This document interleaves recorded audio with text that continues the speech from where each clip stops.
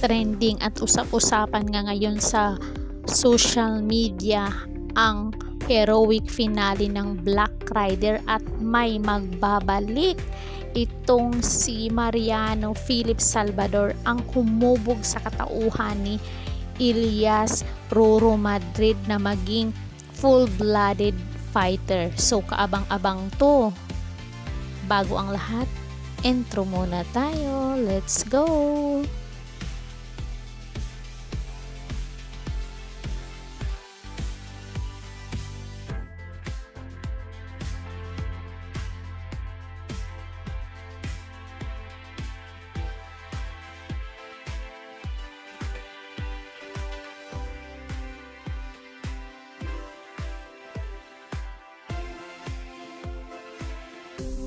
Sa papalapit na pagtatapos ng programang Black Rider, patuloy si Calvin Gianluca sa pagpapahirap sa buhay ni Elias Roro Madrid.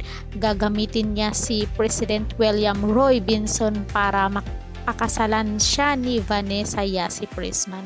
Habang hindi pa rin namumulat sa katotohanan ang dilag, marami ang kaabang-abang sa eksena ngayong alam na ni Senior Edgardo Raymond Bagatsing na si Moises Jack Roberto ang nawawala niyang anak. Pasabog din ang mangyayari kay Nanay Alma Rioloxin na patuloy na pinapahirapan ng kanyang kapatid na si Jojo William Lorenzo. Sa kabila ng lahat na ito, patuloy pa rin si Elias sa kanyang pakikipaglaban para sa hustisya.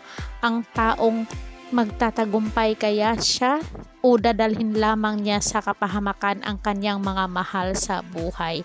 Magbabalik din sa finale week ng serye si Mariano Philip Salvador, ang misteryosong lalaking tumulong at humubog kay Elias para maging isang full-blooded fighter.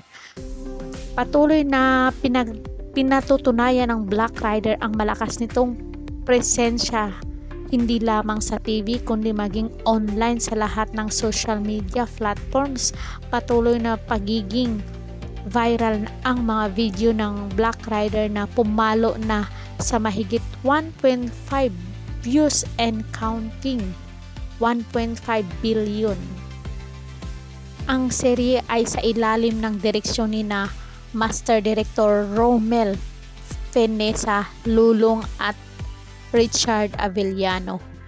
Grabe, ang laki ng views. Sikat din naman kasi yung Black Rider ngayon at trending na trending yung mga videos nila, kaya hindi magkakaila na pataas ng pataas ang views nila ngayon.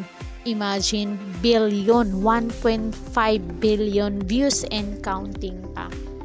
So kung nagustuhan nyo ang video to guys, sulat nyo dyan sa baba para maipin natin at mabasa natin ang inyong mga naging komento. Don't forget to like, share, and subscribe. Caridad Official TV. Hanggang sa muli. Thank you so much.